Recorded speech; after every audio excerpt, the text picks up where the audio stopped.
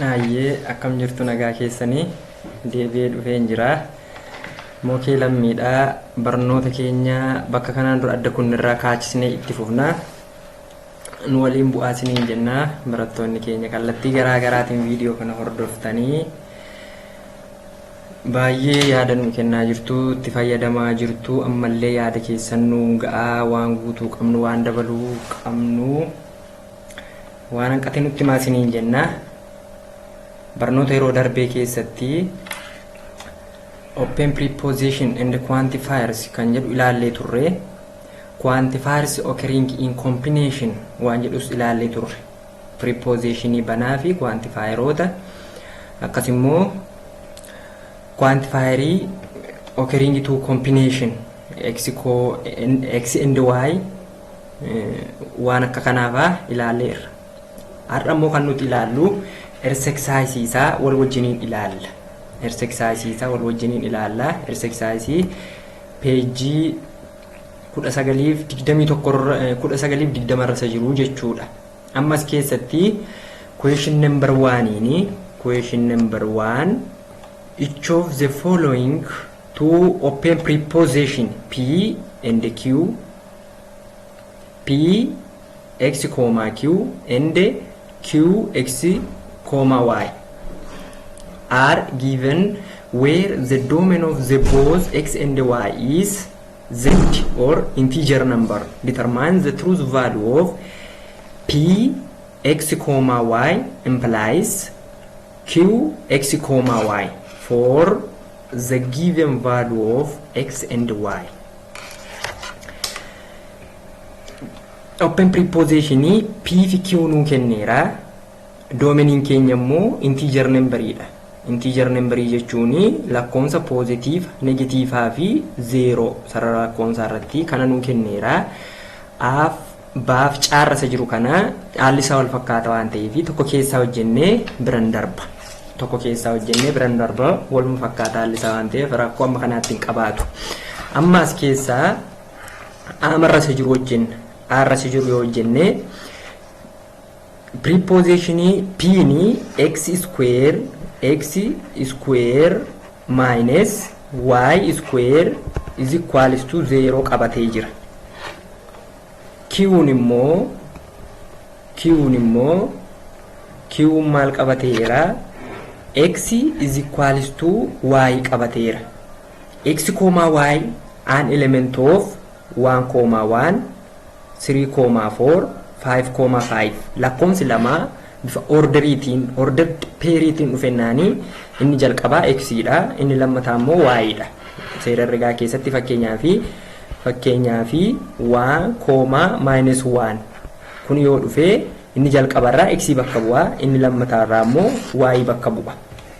Kanaafuu isa kana mee hin ilaalla. Isa kana hin ilaalla. Isa aarra jiru kana ilaalla. Gaaffii masa ammaatii aarrasa jiru ilaalla. As keessatti x square minus y square lakkoofsi lamaansaa square ta'e is equals to 0. Fakkeenyaa fi 3,4 yoo fudhannee inni jalqabarraa 3,4 yoo fudhannee x is equals to 3, y is equals to 4. Akka kanaa ta'a. X is equals to 3, y is equals to 4. X square minus y square is equals to 0. X square minus y square is equals to 0. 3 square minus 4 square is equals to 0. 3 square means 9. 9 minus 4 square means 16 is equals to minus 7, different from 0. Kanaafu wantichi p of x keenya irra ni jiru.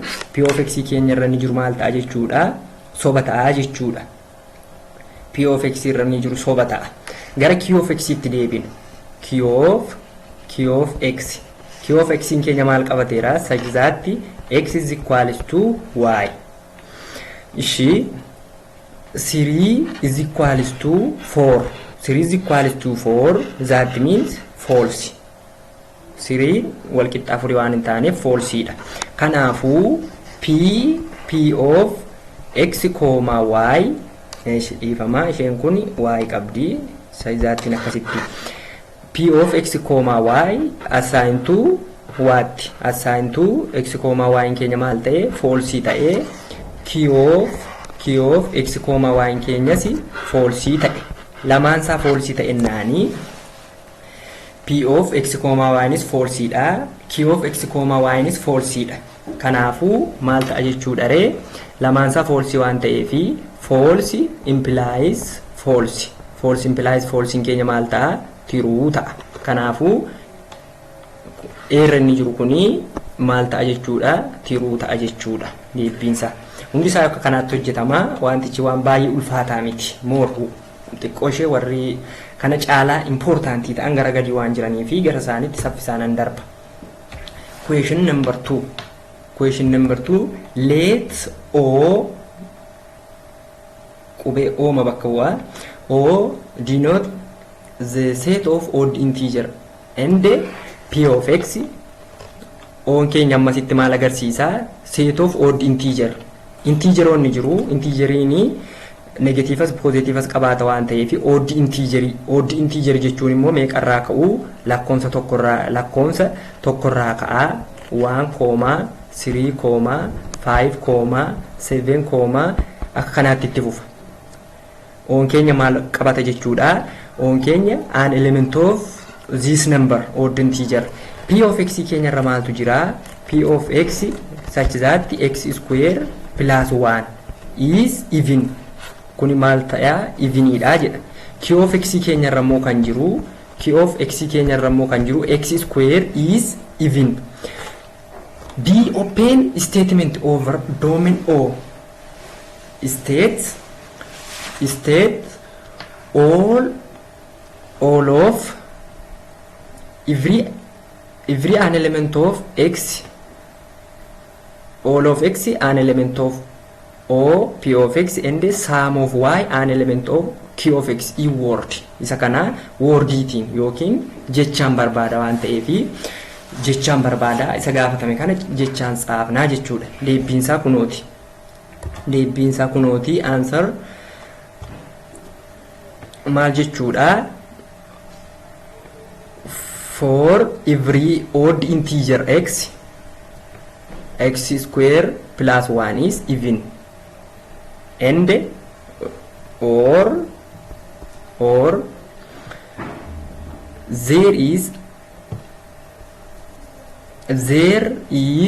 an odd integer y such that y square and even. Inni kun dura x ture amma immoo y itti jijjiirame maaliifi sum of y waan jedheefi x keenya completely gara y itti geeddarama maaliifi y keenya murtaa'eera waan ta'eefi akka kanaatti barraa wordii man barreessu akka waan addaan qabaatu akka kanaa ta'a.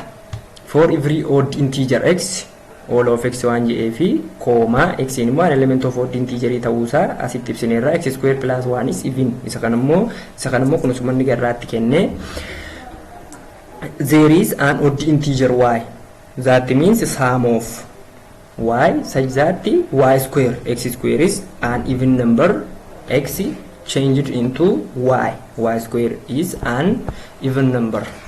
This is the answer of question number 2. Question number 3. State the negation of the following quantified statement. Statement kana negation go jedha. Error ni jiru. For every rational number r. For every rational number r, the number 1 over r is rational.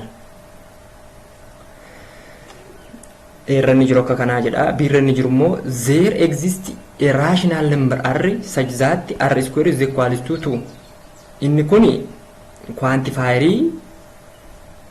isa akka kanaatti barraa'udha.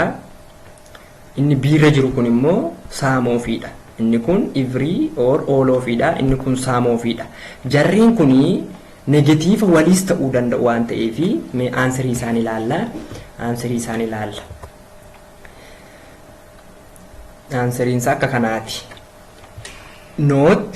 Nootii bakka buusuu dandeenya. All of waan ta'eef, every waan ta'eef, forever waan ta'eef nootti forever rational number. Inni gararraa ever rational numberidha. Negation isaa immoo nootti ever rational number. The number 1/r is rational. Akka kanaa gochuu dandeenya. Isa kana negatiiva goonaan inni kun normally positive ta'uu danda'a. Or karaa biraa immoo kanaattis xaafuu dandeenya. For some rational number, the number 1/r is not rational. Amma maaltu ta'ee inni kuni every inni ture gara for some of rational number itti jijjiirame, inni kunis immoo negatiiva dabalate. Wal bukkee qabdanii ilaaluu dandeessu. Inni lammataasi kunis eerra jirudha. Kun deebi'eeti. Deebiin B immoo kunooti. There exist jedhee gaafate not there exist itti daballa. Negation isaa not there exist itti daballa. Inni gamana jiru normally a rational number r such that r square is equal to 2.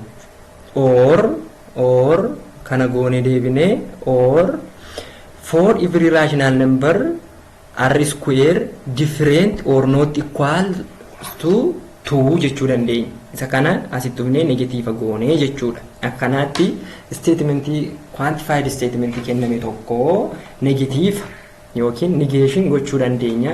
Negatiivuma gochuu isa kanaan dura ilaalaa turre. Inni kunis baay'ee hubattanii ilaalaanii baay'ee waan ulfaatuun qabaatu. Question number 4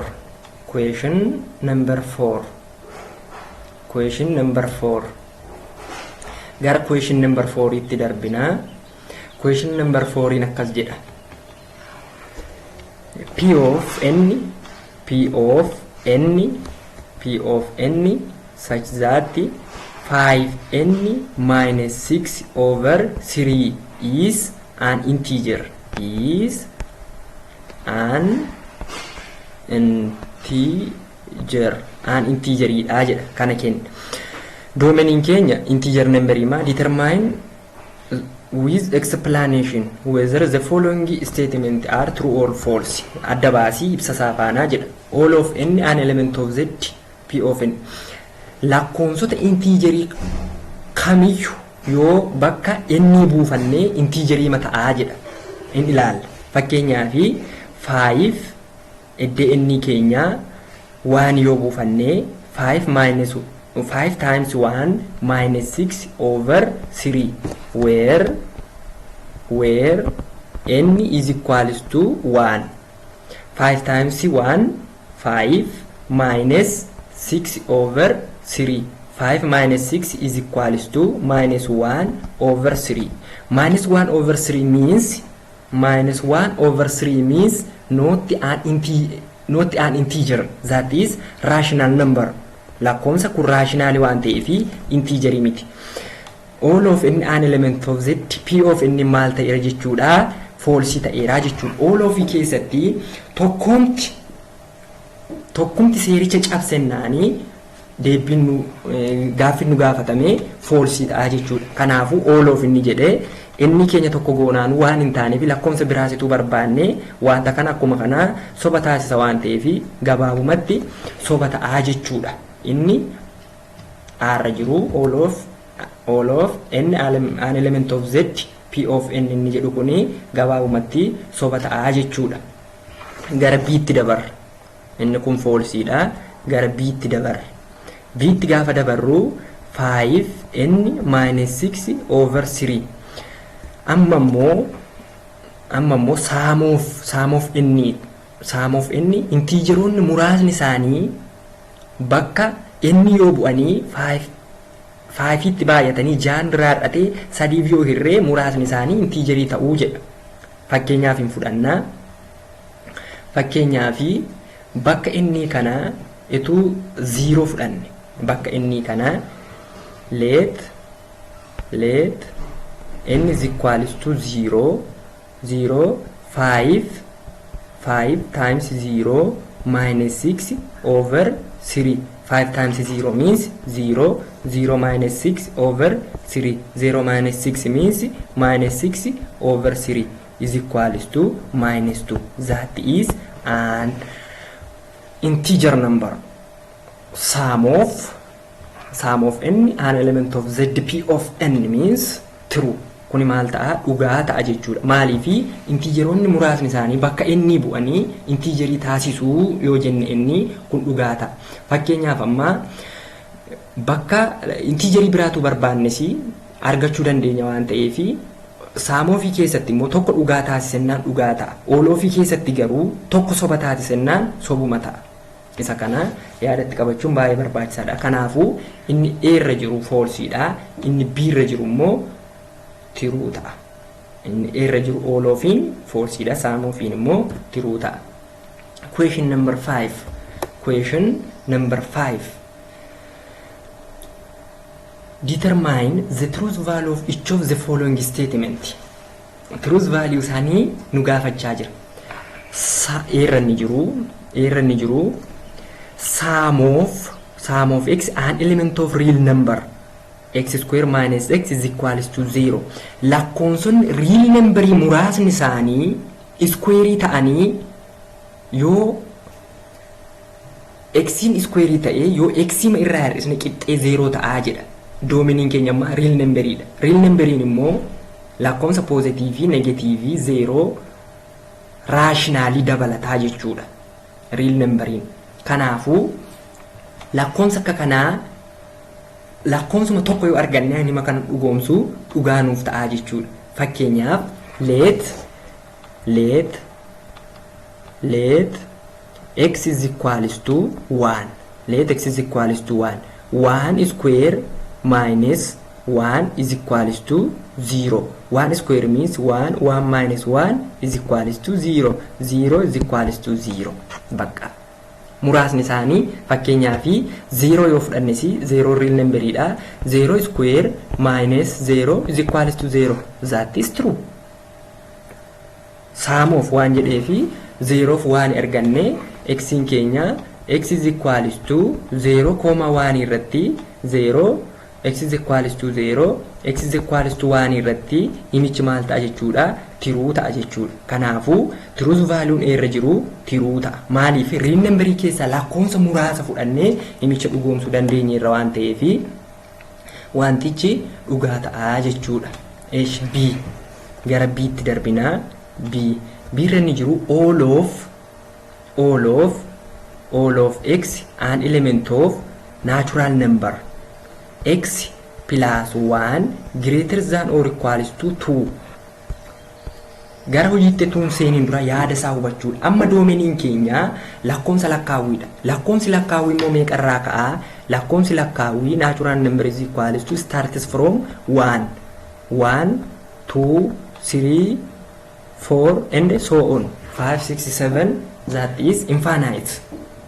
Tokkorraa ka'ee gara infiniteetti deema waan ta'eef lakkoomsi hundisaa jechuun lakkoomsi lakkaawwiin hundisaa tokkotti yoo ida'amee irra guddaa yookiin wal qixa lamaa ta'aa jedha. Fakkeenyaaf lakkoomsi lakkaawwii meeqarraa ka'a? Tokkorraa ka'a. Isumarraa ka'an. Iddoo x keenya tokko buufannaa 1 plus 1 greater than or equals to 2. That is okay. Sirriidha kuni tokko da'u tokko lama ta'a. Lamni immoo irra guddaa yookiin wal qixa lamaati dhugaadha. Amma 2 fudhanna. 2 yoo fudhannee 2 plus 1 is greater than or equals to 2. That is correct. Lakkoomsa kamiyyuu 3, 4, 5 fudhannee gara fuulduraatti yoo adeemne greater than or equals to 2 ta'a waan ta'eef biir innis jirus tiruu ta'a. Eerrasa jirus sila tiruu inni irraa biir inni jirus tiruu ta'a. Gara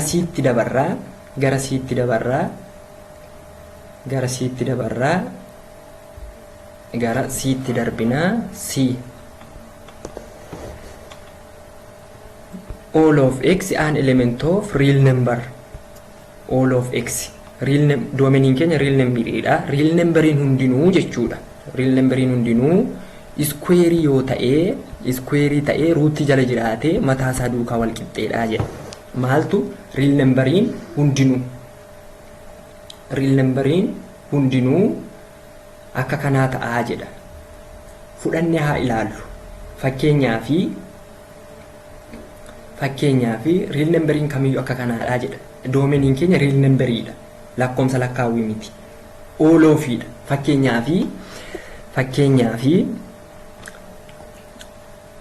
Fakkeenyaaf lakkoomsota negatiiva qaban fudhan. Amma wanti kuni lakkoomsa poozitiivii irratti dhugaa ta'uu danda'a. Lakkoomsa negatiivota qaban. Let x is equals to minus 2. X is equals to minus 2.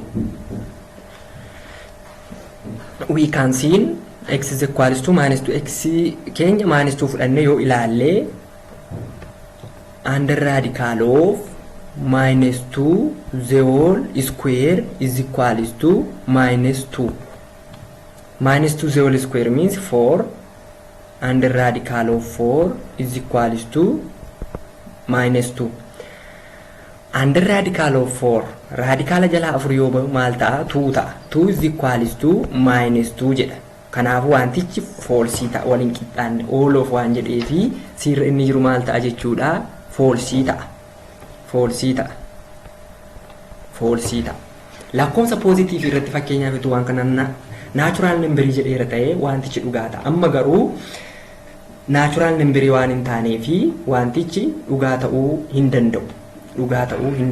Lakkoomsa negative irratti hundi isaa soba waan ta'uufi waan kana dhugaa jechuu hin dandeenyu. Kanaafuu sirra inni jiru false ta'a jechuudha. D sum of x an element of q 3x square minus 27 is equals to 0. Q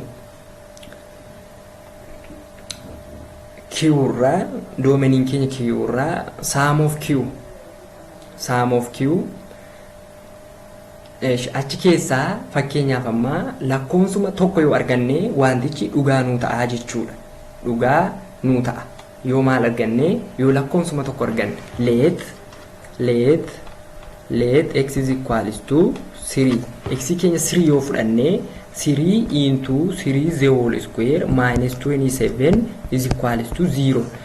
3 times 3 square means 3 times 3 9 minus 27 is equals to 0. 3 times 9 is equals to 27 minus 27 is equals to 0. That means true. Kanaafuu dirra inni jiru maal ta'a jechuudha? True ta'a. Dirra inni jiru true ta'a jechuudha. Deebiin keenya dirra inni jiru true ta'a. Akka kanaatti qabattu. Ishii tokkotti daballee bira darbina. Wantichi ifa waan ta'eefi tokkotti daballee bira darbina. Kamitti daballaa? F keessaa F'n itti dabala. F irra isa jiru kana itti dabala. F irra isa jiru kana yoon itti dabalee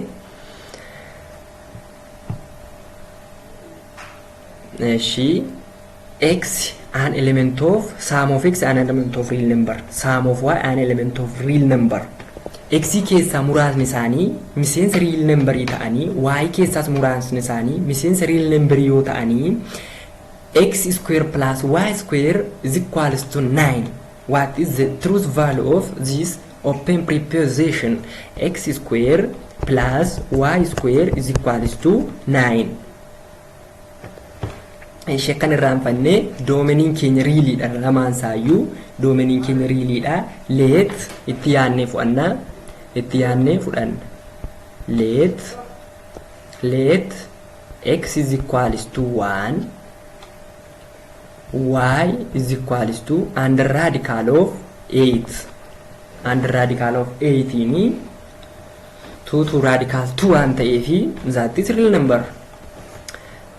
Instead of x we can take 1 the whole square plus instead of y we can take under radical 8. Under radical 8 the whole square is equals to 9. 1 square means 1 plus under radical of 8 square means 8. Under radical of 8 square means 8 is equals to 9. 1 plus 8 is equals to 9. That is true. Real number keessa lakkoofsota baay'eetu barbaanne argachuu dandeenya. Kanaafuu saamuuf irra waan jiruufi wanti kuni true ta'a jechuudha. Wanti kuni true ta'a. Kanaafuu wantichi waluma fakkaata waan ta'eefi amma kanaatti ilaalleerraa hinga gara gaaffii lakkoomsa ja'affaattan darba. Gara gaaffii lakkoomsa ja'affaattan darba. Question number 6. Consider the quantified statement for every x an element of A and y an element of A. The universe of x and y is the same. That means A. The list of element of A 3, 5, 11. Then the open preposition x times y minus 2 is prime number, where the domain of the variable x and y is this. Question number 6a. Express this quantified statement in symbol. Ammas keessatti domain keenya x fis y fis a tunun kenname enimmoo miseensi isaa 3 5 11 kenname. Harratti maal gaafata? Isa gararraatti ibsame kana simboliitiin sila wordiitiin gaafachaa ture, amma garuu simboliitiin gaafata. Simboliitiin yeroo gaafatu open preposition keenya qubee guddaatiin assign ta'a. P assign goone variable immoo lama qabna. Occurrence combination waan ta'eefi p x, y such that x times y minus 2 is prime. Isuma gararraatti nu kenne maaliin qabsiifne open preposition simboliitiin qabsiisne. Kanaafuu x an element of for every all of one ta'eefi all of x is y is all of it one qabateefi all of x an element of a, all of y an element of a. P of x p x, y akka kanaatti ibsina yookiin immoo akka kanaatti ibsuu dandeenya. Maal godhee edde p of x, y kana open preposition ima keenya buufate simboliitiin asitti qubee simboliitiin galchee asitti immoo mataa masaa galchee jechuudha. Biirra ni jiru is quantified statement in a true or false explain jedha. Inni a irratti kenname kana jechuun truth value isaa true moo false dha ibsii jedha. True moo false dha ibsii jedha. A irratti maaltu kenname? Universe keenya hundisaa inni a keessa jiru all of a waan ta'eefi all of a an element of a, all of x an element of a, all of y an element of a waan jedheefi universe keenya keessa kan hundisaayyuu hin ilaalla fudhannee dhugaamoo soba akka taasisu. Kanaafuu x y minus 2 is prime.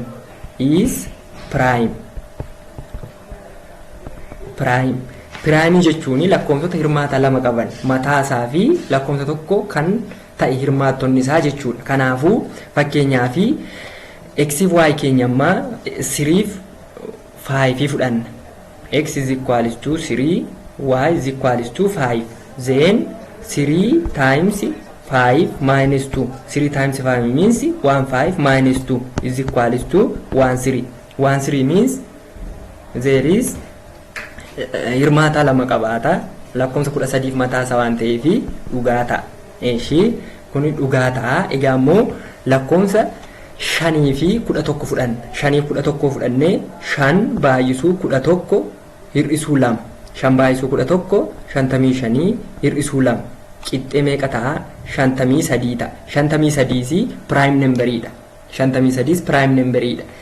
Kana fee 3 fi 5 fudhanneerraa 5 fi 11 fudhanneerraa 3 fi 11 ta'a.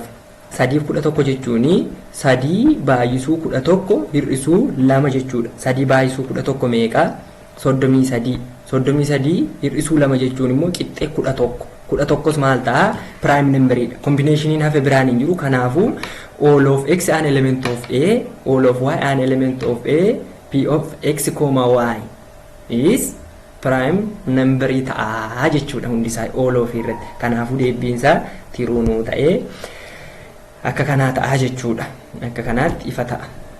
C isuma gararraa sana C irra ni jiru immoo maal jedha isuma malaalaa turredha C irra ni jiru express the negation of quantified statement in isa irratti simboolii isaa kennee amma immoo negation isaa gaafata jechuun faallessinee jechuudha faallessinee gaafata simbooliin irra ture isa kana generally ammattuu keessa gashinee negate goonu generally yoo negate goonu maal ta'a all of x an element of a all of y an element of a px comma y kana jechuuni or maal godhee barreessu kana negation goone edde p of x edde simboolii open preposition masana fidate asirratti wanti ta'in jiru asirratti kuniif kuni ori waa malee hojii miti asitti hojiin negate gaafa goon all of in sum of x an element of a inni gararraat all of y an element of ta immoo all sum of y an element of a negation immoo gara open preposition keenyaatti dhufechu gara maalitti gara negation of p of x comma kana jechuuni sum of x an element of a sum of y an element of a negation of x comma y minus 2 is prime jedha kana jechuun ammas karaa biraa sum of x an element of a an element of a sum of y an element of a x times y minus 2 is not prime number jechuudha not prime number jechuudha karaa biraa gaaf negate goonu akka kanaa ta'a jechuudha dirre inni jiru negation isaa immoo maal ta'a jedha negation of quantified keenya maal ta'a normally isaa yoo true ta'e negation isaa immoo false ta'a isa kana ilaaluu dandeessu waan ta'eef waan addaa hin qabaatu 7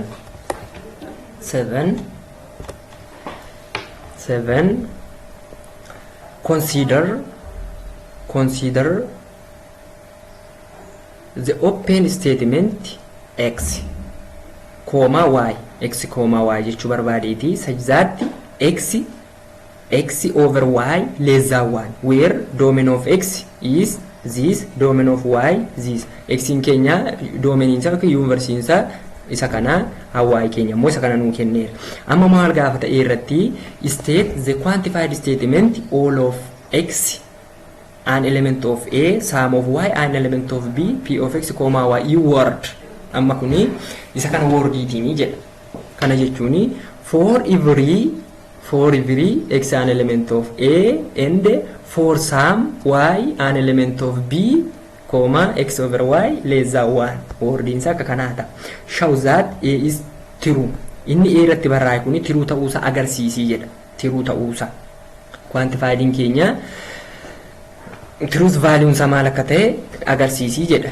x over y less than 1 all of x da all of x an element of a da n hunda saatu dhufa b immoo saamiidha a hunda isaa fudhannee b saamii fudhannee wanta kana argisiisuu dandeenya jechuudha fakkeenyaaf amma x keenya let x is equal to 5 and y is equal to 6 x keenya n keenya an element of x waan ta'eef as keessaa fudhannee 6 immoo b keessaa fudhanne kanaafuu 5 over 6 less than 1 5 over 6 less than 1 0 tuqaa waan ta'eef irra xiqqaa tokkooti waan ta'eef hunda isaa yoo fudhannee akka kanaa ta'a hunda isaa yoo fudhannee true ta'uusaa akka kanaatti agarsiisnaa jechuudha true ta'uusaa akka kanaatti agarsiisna fakkeenyaaf all of x fakkeenyaaf 3 yoo fudhannee 3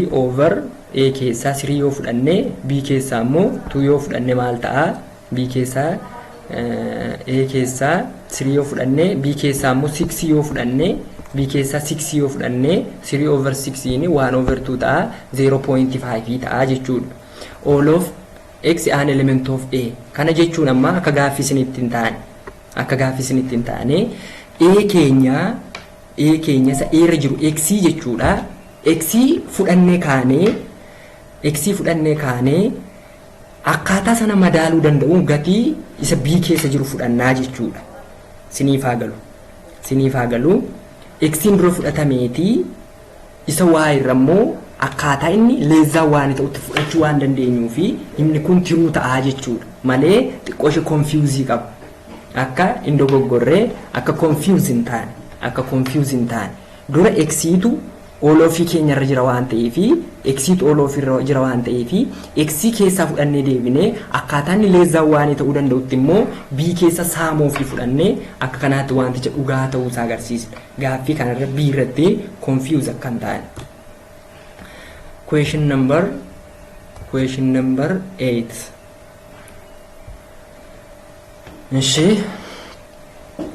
Let we sing question number 8. Consider the open preposition x, y such that x minus y less than 0. X minus y less than 0 ta'e domain keenya immoo x domain of x in a irra jira 3, 5, 8 domain of y keenya immoo addana jira.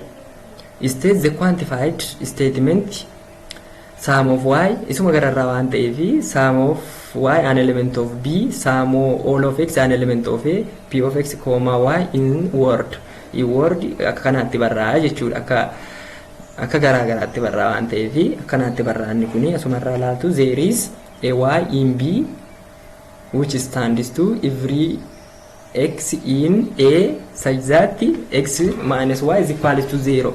Deebii tokko qofa mitanii inni qabaatu loojikii isaan cabsiin malee gaggala gashinee barreessuu dandeenya waan ta'eef akkanaattis barraa'uu ni danda'a jechuudha. Akkanaattis barraa'uu ni danda'a. B irra ni jiru immoo agarsiisii jedha quantified isaa akka inni quantified statementiin keenya inni irra jiru akka inni tiruu ta'e agarsiisii jedha. Kana in agarsiifna x minus y less than 0 sum of b all of y waan ta'eefi kana salphaamatti agarsiisuu dandeenya. Fakkeenyaaf akkamiin fudhanna 5 yoo fudhanne gatii x keenya 5 yoo fudhanne 5 hir'isuu gatii y keenya immoo 10 yoo fudhanne 5 hir'isuu 10 less than 0 ta'a jechuudha. 5 hir'isuu 10 less than 0 ta'a. Lakkoofsa biraa jijjiirtanii fudhachuu dandeessu waan ta'eef rakkoon qabaatu. Fakkeenyaaf 5 yoo fudhanne sagararraa akkuma amma hir'isuu 6 yoo jenne less than 0 ta'a. Kanaafuu wanti kuni sum of y an element of b sum of b irra waan jiruufi itti yaadne kan less than 0 ta'utti agarsiisna jechuudha. Kan less than 0 ta'utti agarsiisna. Kanaafuu barnoonni keenya guyyaarraa asuma irratti dhaabbata waan ta'eefi taariyaan ifan taane yoo jiraate irra deebine viidiyoo isaa hojjenna waan ta'eefi paartii ifan taane kun ifan taane irraa deebi'amuu jettanii gaaffii barbaaddan gaafachuu dandeessu. Yeroo dhiyootti immoo gaaffii mid exaamii amma seetti walitti jiru walitti qabeen ilaallaa hojjenna waan ta'eefi share walii gochuu hin dagatiina. Baay'ee isin jaalladhaa. Lafa jirtanittu nagaa waaqayyo isiniif haa baay'atu. Goodbye.